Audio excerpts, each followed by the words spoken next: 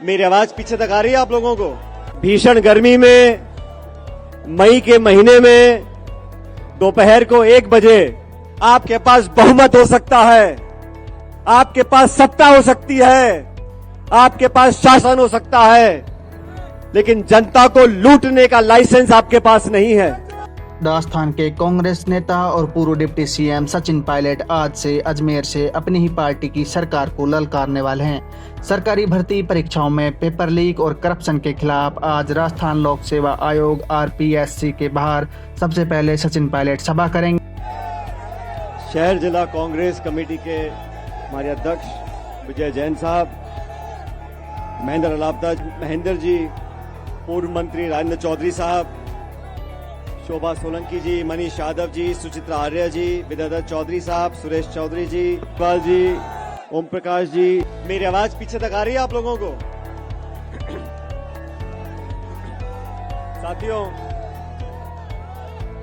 साथियों, मैं सबसे पहले आप सभी लोगों का बहुत बहुत धन्यवाद करना चाहता हूं। आज इस भीषण गर्मी में मई के महीने में दोपहर को 1 बजे आप सब हमारी जन संघर्ष यात्रा के शुरुआत में मेरे आदरणीय बुजुर्गों, माताओं, बहनों, नौजवान साथियों,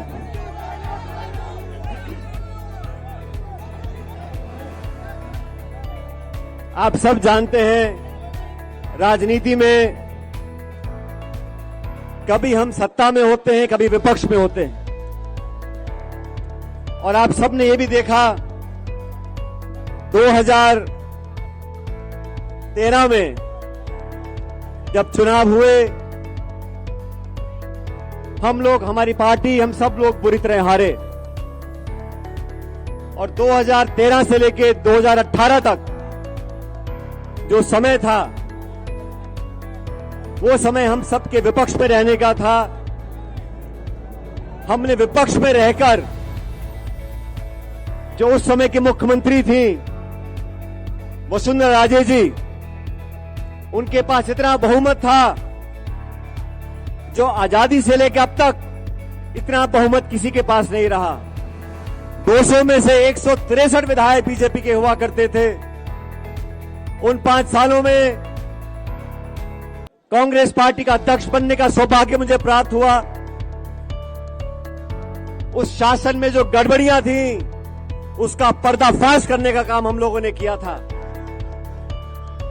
आप सब जानते हो, ये देश, ये प्रदेश इस बात का गवाह है। वसुंधरा जी के कार्यकाल में लगातार भ्रष्टाचार हुआ, खुलेआम हुआ, और वसुंधरा जी को ललकारा हम लोगों ने। हमने चैलेंज दिया, आपके पास बहुमत हो सकता है, आपके पास सत्ता हो सकती है, आपके पास शासन हो सकता है, लेकिन जनता को लूटने का लाइसेंस आपके पास नहीं है। जो आरोप उस समय लगे थे, मैंने आरोप लगाए थे अध्यक्ष होते हुए, हमारी पार्टी के तमाम नेताओं ने आरोप लगाए थे, सम्मानीय अशोक गहलोत साहब ने आरोप लगाए थे। बजरी माफिया, शराब माफिया, जमीन माफिया, 40,000 करोड़ रुपए का घोटाला हुआ। जब घोटाला हम लोगों ने पकड़ा तो सारी लीज कैंसिल कर दी। लेकिन लीज कैंसिल करने से अपराध कैंसिल नहीं होता। हमने सीबीआई की जांच की मांग करी, सीवीसी की मांग करी, सीएजी की मांग करी। हम लोग दिल्ली गए और हमने मांग रखी थी कि इतना बड़ा खान घोटाला हुआ, इसकी जांच उच्च स्तरीय जांच होनी चाहिए। आप सब लोगों ने हमारी बात पर विश्वास किया और राजस्थान में जहां कांग्रेस पार्टी सिमटकर सिर्फ 21 सीटों पर रह गई थी, आप कल्पना करो, हम सत्ता में थे और 20-21 सीटों पे आ गए थे। वो समय मुझे अच्छी तरह याद है। मेरे तमाम साथियों ने, पार्टी कार्यकर्ताओं ने खून पसीना बहाकर कांग्रेस पार्टी को सत्ता में हम लेकर आए, ये आश्वासन दिया जनता को कि सत्ता में आएंगे तो दूध का दूध और पानी का पानी होगा।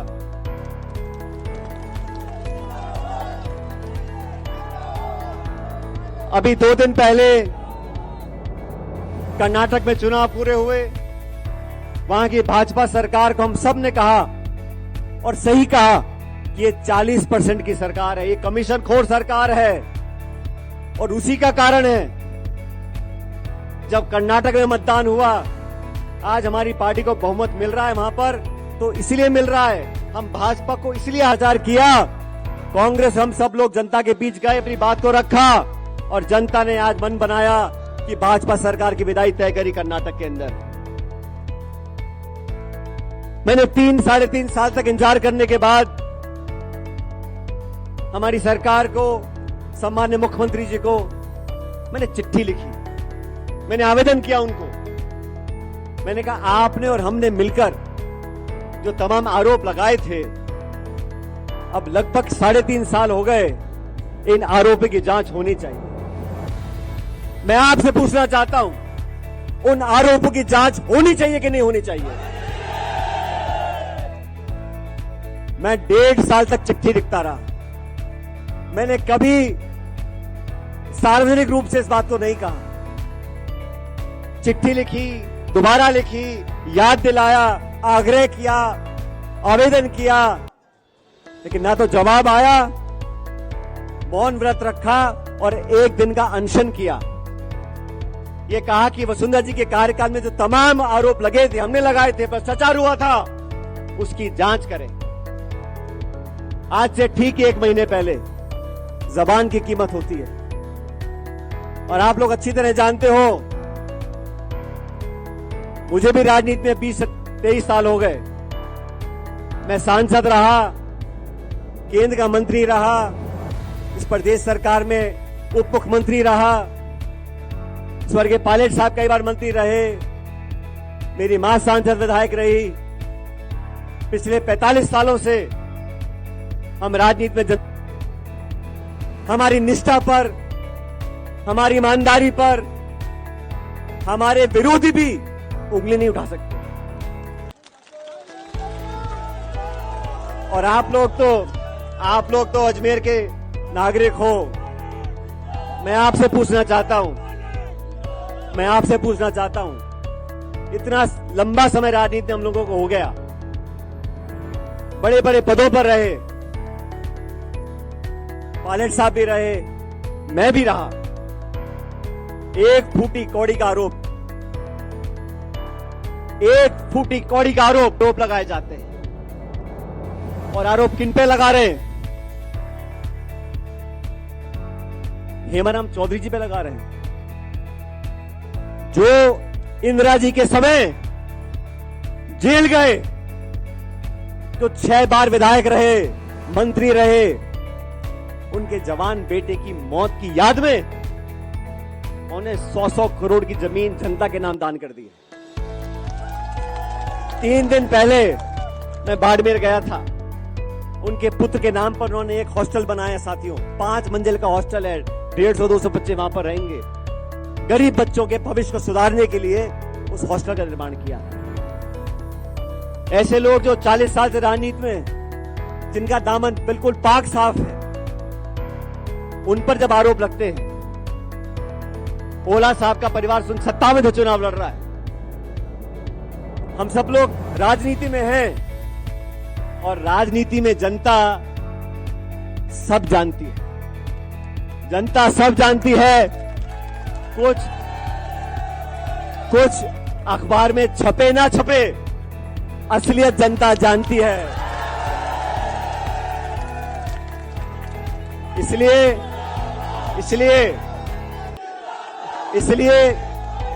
इस राजस्थान के अंदर, इस देश के अंदर हमारे समाज जवानों, आने वाला भविष्य आप लोगों का है। एक ऐसे भारत का, एक ऐसे समाज का निर्माण करना है जहां भ्रष्टाचार मुक्त ये भारत और देश बने। मैं आप लोगों से आह्वान करना चाहता हूं, मैंने 2 दिन पहले जयपुर में निर्णय लिया और निर्णय लेने के बाद मुझे बहुत लोगों ने कहा, अरे क्या सचिन पायलट जी, आप पैदल चलना चाहते हो, 100 किलोमीटर चलना चाहते हो, मई का महीना है, आग बरस रही है। मैंने उनको कहा, राजनीति आग का दरिया है, इसे तैर कर पार करना पड़ेगा।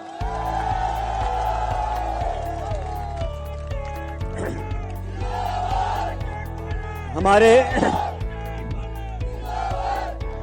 और इसलिए मैं आप लोगों के बीच में आज यहां पर आया हूं, इस मिट्टी से, यहां के लोगों से, आप सबसे एक ऐसा रिश्ता है जो दुनिया की कोई ताकत चाहे उस रिश्ते को कमजोर नहीं कर सकती। एक समर्पण का भाव, एक त्याग का भाव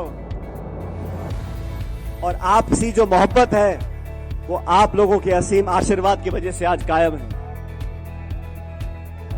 मैं तो आप लोगों से आवेदन करना चाहता हूं, इस देश में अगर सबसे ज्यादा कोई मौजूद है आज तो हमारे नौजवान हैं। इन नौजवानों के भविष्य को बेहतर बनाने के लिए हमें नौजवानों का विश्वास कायम करना पड़ेगा।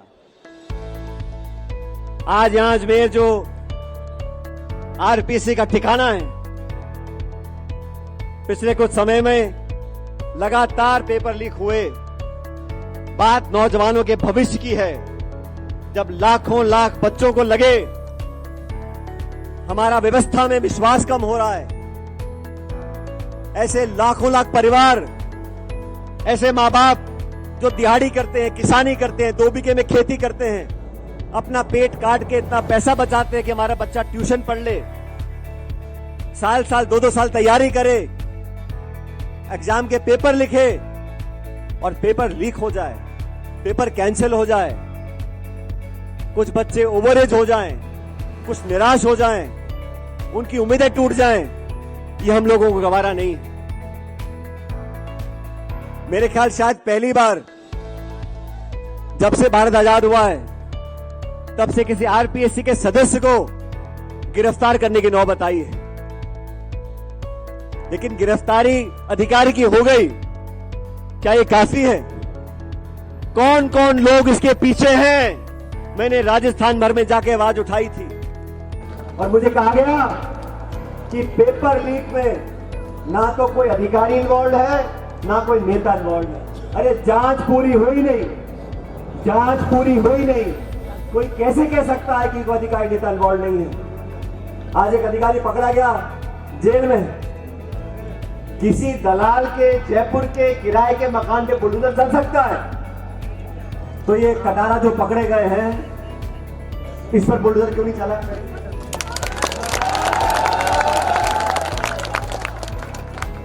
अपनी आवाज उठाने के लिए, आपकी आवाज सुनने के लिए, जनता की आवाज बनने के लिए हम लोगों ने यात्रा निकाली है। जन संघर्ष यात्रा किसी के विरोध में नहीं है। जन संघर्ष यात्रा भ्रष्टाचार के विरोध में है। जन संघर्ष यात्रा नौजवानों के संरक्षण के लिए है। हमारे बच्चे बच्चियां पढ़ लिख कर उन पदों पर बैठे जहां से नीतियां बनती हैं। ये सपना स्वर्गीय पायलट साहब का था। किसान का बच्चा, गरीब का बच्चा, मजदूर का बच्चा, दिहाड़ी करने वाला बच्चों, माँ बाप के बच्चे उन पदों पर बैठेंगे जहां से आरपीएससी की नीति बनती है, शिक्षा नीति बनती है, सरकार के नियम कानून बनते हैं। उन पदों पर वो नौजवान बच्चे बैठेंगे तो देश में सही नीतियां बनेंगी। मैं तो साथियों, क्योंकि यहाँ आपके बीच खड़ा हूं, मैं आप लोगों से पूछना चाहता हूं, क्या नौजवानों के भविष्य को बेहतर बनाने के लिए हम लोग साथ नहीं आ सकते? क्या इस प्रदेश से भ्रष्टाचार, करप्शन को मिटाने के लिए हम लोग साथ नहीं आ सकते? तो मेरे दोस्तों, माताएं बहनें बैठी हैं, मैं जानता हूं रास्ता मुश्किल है, गर्मी का समय है, इस प्रदेश की राजधानी जयपुर यहां से 125 किलोमीटर दूर है। मैं आप लोगों से पूछना चाहता हूं, मेरे साथ इस करारी धूप में इस रास्ते को नापने के लिए आप तैयार हो कि नहीं तैयार? क्या बोला? मुझे आवाज नहीं आई। क्या आप लोग तैयार हो कि नहीं तैयार हो?